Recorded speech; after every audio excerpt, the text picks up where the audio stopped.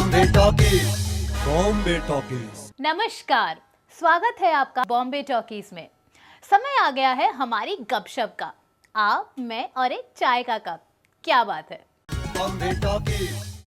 दोस्तों, आज हम बात करेंगे इमरान हाशमी की।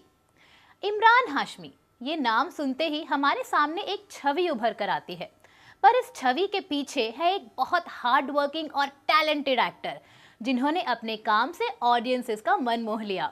एक अल्लड़ नौजवान, प्रेमी, ladies man, flirt, lover boy की इमेज के पीछे और ऐसे कई किरदारों को निभाने के पीछे है एक इंटेलिजेंट और संजीदा इंसान जो कि एक फैमिली मैन भी हैं।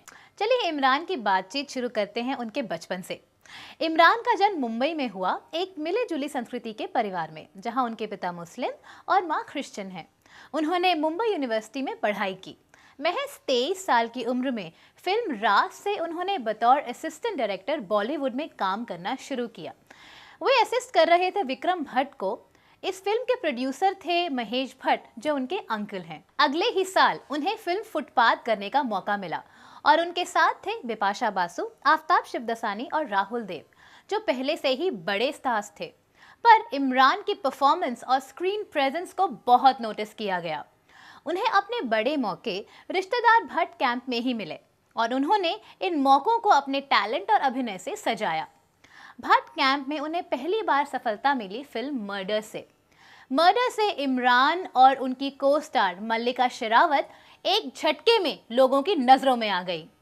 फिल्म के बोल्ड सीन्स ने इमरान और मल्लिका को वो इमेज दी जिससे वो आज तक जाने जाते हैं।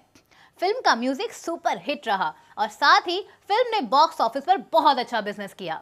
मर्डर की सक्सेस के बाद हर कोई ऐसे सब्जेक्ट्स को एक्सप्लोर करना चाह रहा था और भट्ट कैंप की भी बोल्ड अंदाज की फिल्मों में मर्डर सबसे ज्यादा कामयाब रही। फिर आई फिल्म जहर, जो कि एक थ्रिलर थी जिसमें उन्होंने एक पुलिस ऑफिसर का किरदार निभाया जो अपनी शादी को बचाने की कोशिश करते हैं और फंस जाते हैं ड्रग्स, धोखा और षड्यंत्र के जाल में।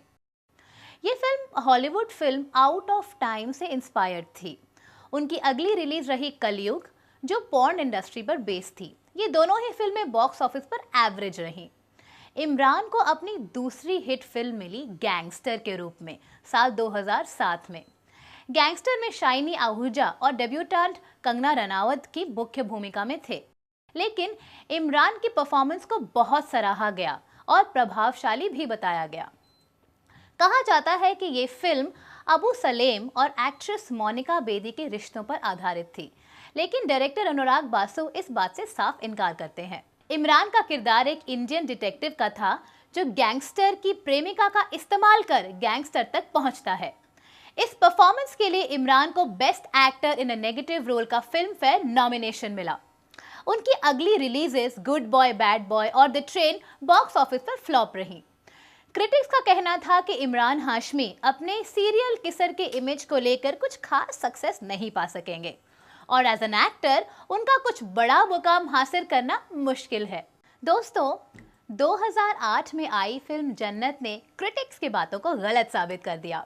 इस फिल्म में इमरान का किरदार था एक ऐसे नौजवान का जो दौलत और शोहरत कमाने के लिए किसी भी हद तक जा सकता है और वो फंस जाता है क्रिकेट मैच फिक्सिंग के चक्कर में। जन्नत को 100% ओपनिंग मिली और इस किरदार में इमरान को ऑडियंसेस और क्रिटिक्स दोनों से वाहवाही मिली। साल 2009 में उन्हें राज द मिस्ट्री कंटिन्यू से सक्सेस मिली। फिल्म राज से ही उन्होंने अपने करियर की शुरुआत की थी। बस फर्क इतना है कि तब वो असिस्टेंट डायरेक्टर थे और आज वो राज में मुख्य भूमिका में थे। उनकी ये 6 साल की जर्नी ने उन्हें हिट्स और फ्लॉप्स के बावजूद कामयाबी और नाम दिलवाया। वे अपने सीरियल किसर की इमेज से जाने जाते रहे और उन्होंने इस इमेज को बरकरार भी रखा। लेकिन फिल्में जैसे once upon a time in Mumbai, dirty pictures और शंघाई से उन्हें एक संवेदनशील और मंझे हुए अभिनेता के रूप में पेश किया। अब उनके अभिनय में निखार आ रहा था, मानो वे अब मैच्योरिटी की तरफ जा रहे थे और उनका नाम भी रिस्पेक्टेड एक्टर्स की लिस्ट में शामिल हो गया। Film once upon a time in Mumbai में एक एम्बिशियस गैंगस्टर की भूमिका में मंझे हुए और सीनियर एक्टर जैसे अजय देवगन के होते हुए उनके अभिनय को बहुत प्रभावशाली माना गया। 2011 में एक और बेहतरीन परफॉर्मेंस आई फिल्म डर्टी पिक्चर्स में। हालांकि फिल्म विद्या बालन के किरदार पर आधारित थी, पर एक अपकमिंग डायरेक्टर के रूप में इमरान ने एक स्ट्रॉन्ग परफॉर्मेंस को अंजाम दिया।